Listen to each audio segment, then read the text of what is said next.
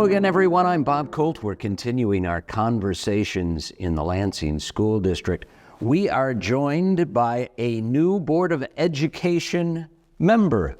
Now, you know I'm going to stumble on this because I've said it several times. Nevarez. Martinez. And you joined the board. Congratulations. Thank you. I think it's a unique situation because we had a board member who left the seat because of a job conflict, and you joined the board, had to go through interviews, and were selected by the board. Talk a little bit about why you even applied, why you wanted to be a Board of Education member. Just to set it up for people, though, this is a non-paid member of the board, and it's volunteer, and the Lansing School District is a $200 million operation, so it's an important seat. So talk a little bit about why you wanted to be involved. Yeah, so, when I found out that the vacancy was, that there was a vacancy on the board and they'd be going through an appointment process, I decided to put my hat in the ring because, I'm somebody who's been for a long time involved in education advocacy, even before I had children. And so I'd been following a lot of the things that were going on with the district. I'd seen the reports on, racial disparities in discipline and racial disparities in opportunity. And I knew the board had recently discussed a resolution on multicultural education, which is something that I've done advocacy on ethnic studies previously. And so I'm a product of public schools, and I felt that I had skills that could benefit the students in our school district, and I decided to try it. And you are a professor at Michigan State University. You teach in urban planning. Give us a little background on what you do at the university in education, and then tell us about your background as a person and how you got here. Yeah, so I am a housing planner, and so the majority of my time in doing research, I'm looking at what I call informal housing. And so that could be a range of different things. So it ranges from folks who are unhoused and live on the street, but also folks who are couch surfing, or folks who are doubled up, or folks who are living in their vehicle or in RVs, or a wide variety of different arrangements. People who live in the colonias of the U.S.-Mexico border, for example, which are a large network of informal settlements in the United States. And so I'm constantly looking at issues of inequity in housing. And so currently I am working with folks in Western Michigan with farm workers who are unstably housed.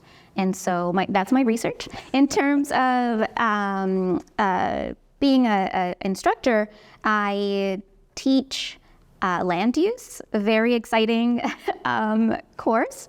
I also teach the history and theory courses, and then I teach in the spring a class that's really near and dear to my heart, which is a class that I developed called Race in the City, where we explore racial issues in urban planning and in cities. And tell us about your graduate degree kind of quest, and then how you ended up here. Yeah, so I grew up between California and Arizona because my parents were farm workers. And so I lived 6 months out of the year in a border town in Arizona called San Luis, Arizona, and the Central Valley of California in Gilroy, California, which is the garlic capital of the world. The garlic capital of the world. Absolutely. To Lansing, exciting. You've made it successful. Yes. It was a long road. And so I graduated high school in Arizona and went to the University of Arizona for my undergraduate degree. I was the first person in my family to go to college, the first person in my immediate family, and also the first person in my extended family. And after I got my college degree, every single one of my cousins and my siblings have gotten degrees. So I feel very happy about that. I hope that seeing me do that inspired them to do it. And so I barely survived college. I never thought I would ever go back for a graduate degree. You mean because of the rigors of the academic process, or it's just a tough time? Well, a little of both. Yeah. So I had gone to a high school that was struggling. To this day, that high school struggles quite a bit. In fact, the year after I graduated, the state had to come in and kind of do an overhaul of some of the schools in that school district and hire new principals and do some of those things because a lot of the students were not achieving the way that they should have been. And so it's really easy to get really good grades in a school where a lot of the students are struggling. And so especially if you're a student that's been, being smart was my thing, and, the teachers oftentimes gave me opportunities to do different things. If they knew, something was coming up, they'd be like, oh, you should participate in this or that, which is something that other students, other colleagues weren't getting from the teachers because they had been pegged as bad students or as, troubled students, things like that. In fact, I was the only, because my hometown didn't have a high school at the time, we had to be bused 45 minutes away to Yuma, which is like the bigger city in our county. I was one of only 2 students from San Luis who was in the honors program. Oh. And that's very unfortunate because I'd grown up with all of these folks. I knew that many of them were smart enough to be in the honors program, but they just weren't. And so when I got to the University of Arizona, it was kind of a shock to see that I wasn't at the level that I needed to be, even though I had done really well in high school. I had to learn how to read. I had to learn how to write. I had to learn how to do things that I thought I knew how to do. And when you say that, you had the basics, but to be at a university level is a different challenge. Yeah. And so my first semester, I almost dropped out of college. I got a 1.6 GPA, and which was a shock for me because I'd never gotten bad grades. And so I had to write a letter to the financial aid office and say, please don't kick me out. I will do better. And they put me on academic probation. And the second semester, I did a lot better. One of the things that I do as a professor, because I know that I didn't know a lot of these things when I was, a first year college student, is to let students know simple things that other people may think, oh, that's just common sense. I didn't know what office hours were. I didn't know that you could go talk to your professors. And in the Latinx community, specifically Mexican, which is what I am, professors and educators are really highly respected. It's not necessarily something you would think like, oh, I can just walk into my professor's office and talk to them. That wasn't something that I thought people could do. And so I let my students know, hey, I have office hours. Everybody's welcome. You can come in and talk to me because I don't assume that people know what these things are, because I know that I didn't know what those things were. And so, yeah, my second semester I did a lot better. And in fact, I ended up, being on the dean's list a few semesters, and, it was really hard. I also I was trying to work almost full time my first semester because, my mom was a single mom, 3 kids. She couldn't help me pay rent or with gas or anything like that, and very quickly realized that wouldn't work, that wasn't going to be sustainable. And so I got a part-time job on campus and then took on loans to do some of my expenses, because unfortunately that's the way that working class folks have to do this. And so, yeah, then I graduated and never thought I'd be back for grad school, but I did. And you came back for more. I did. And you achieved your graduate degree and then actually recruited for the professor position at Michigan State University. Talk just a bit about that. Yeah, so after college, I went off and I worked in local politics in Tucson, Arizona. I worked for the U.S. Congress for Congressman Raul Grijalva. I worked for an organization called Mi Familia Vota that promotes civic engagement in the Latinx community. And I did lots of things. But when I was working with Mi Familia Vota, one of the things that kind of popped out to me and how I ended up in urban planning was that I would send out canvassers to register people to vote or to try and get folks to return their early ballots. The state of Arizona has a pretty robust early voting list that has been pretty successful. And so they'd often call me and be like, oh, Dea, we can't get across the street because it's flooded. It's like, okay. Or they'd have issues walking because there were no sidewalks in the neighborhoods where I was sending them, where Latinx folks were living. Or the place they needed to go was just across the street, but that street was a freeway or like a highway where it was 60 miles per hour and they couldn't cross the street. And so, and when it came time to voting, a lot of folks couldn't go to their polling location because there was no sidewalk. And if they're in a wheelchair or if they, have a stroller, it's really difficult, or there's no bus line to take them to their polling location. And so I thought to myself, who is making these decisions? What a great way to immerse yourself in education and to solve problems. Yeah, and so I was looking into it, and I was like, these planners really don't know what they're doing in these communities. And so I decided to apply to the master's program at the University of Arizona in urban planning, and I got in, and that's how I've been.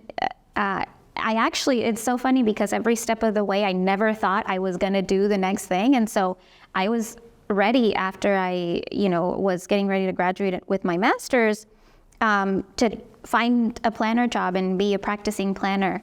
But I had done an internship in between my first and second year of the master's program, where I worked with an organization called the Living Streets Alliance.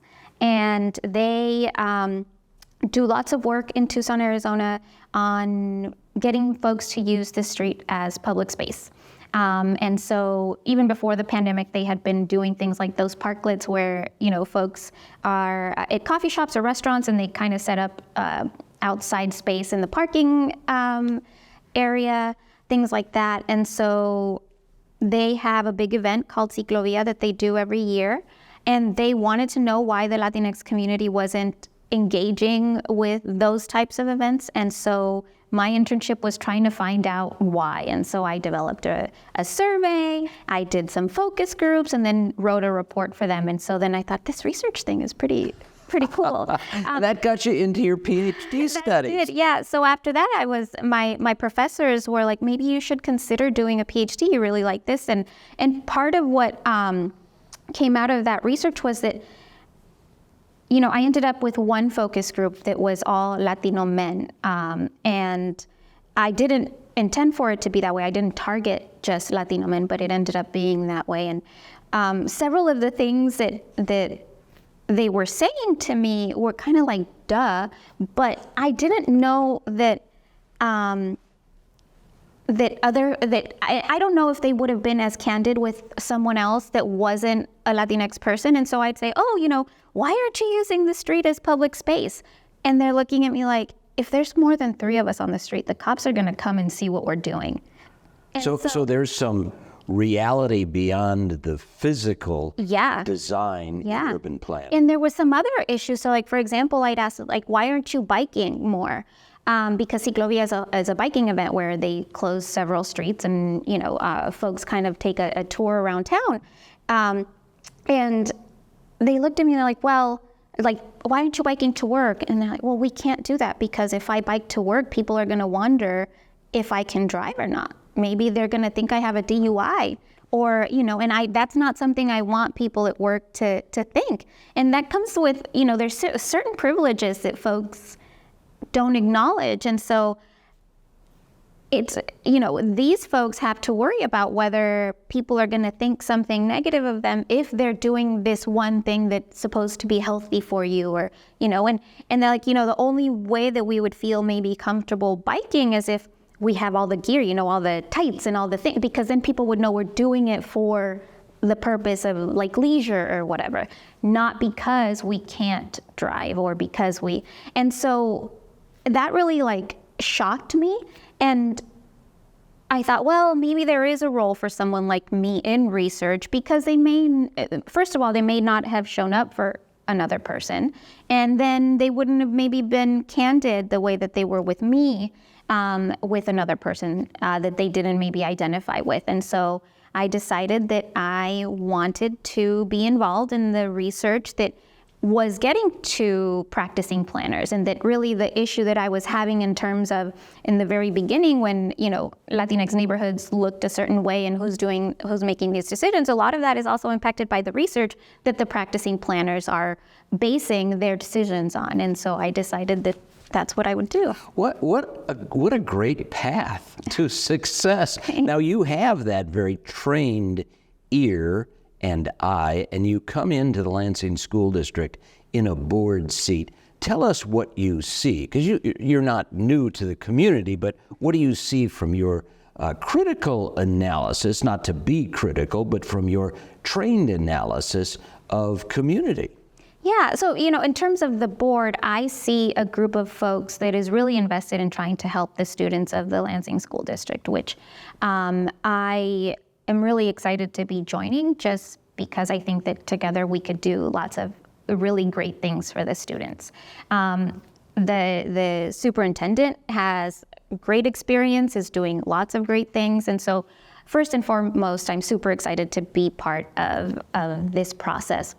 But I do think that there's things that we can do to make it even better. And so in previous years, it seems that the school district has struggled with enrollments, with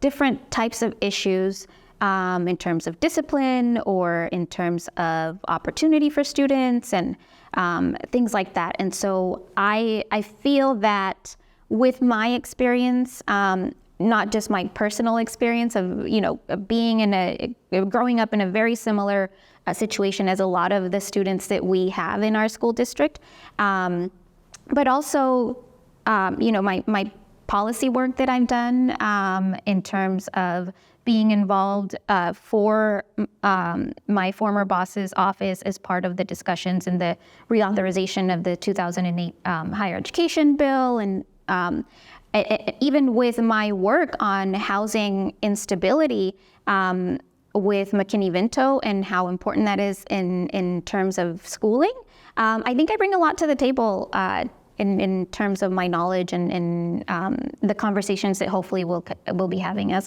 a board. Well, Professor, do you have any agenda items that you would like to really focus on in Lansing? Yeah, so my advocacy in previous years in terms of education advocacy has focused a lot on ethnic studies. And I really want to be involved in this conversation of what the resolution that was passed in September calls multiracial education. But I would probably focus more on a more DEI lens or ethnic studies lens rather than the multicultural language. But I'm really interested in trying to establish something like that at Lansing School District. I've mentioned already, we have an issue with opportunity and with folks, with students not being able to succeed in certain courses. And so the board has been doing a lot of, the traditional types of initiatives of like, oh, let's get them to perform better on the test. Let's do teach to the test. But one of the things that folks in the ethnic studies, which I'm also a core faculty member in the Chicano Latino Studies Department at Michigan State University, one of the things that happens when students get introduced to things like ethnic studies, so let's say that a student is taking, for their American literature course, they're taking Chicano literature because Chicanos are Americans and it's American literature, or they're taking African American literature because it's American literature. When they see themselves reflected in the curriculum, they do a lot better in other courses. So for example, some of the research says is when students are taking these type of courses, they'll perform better in math and in science. And of course, there's no African American way to teach math or science. There's no Chicano way to teach math or science, but they perform better in those courses as well because they've gained an academic identity. They've seen themselves as scholars. And I'd really like to try and figure out a way to bring something like this to our students. Well, your ability, analytical ability, and leadership will be welcome in the Lansing School District. And we could talk for a long time, but that's all the time we have today. I'm Bob Colton. We're continuing our conversations in the Lansing School District.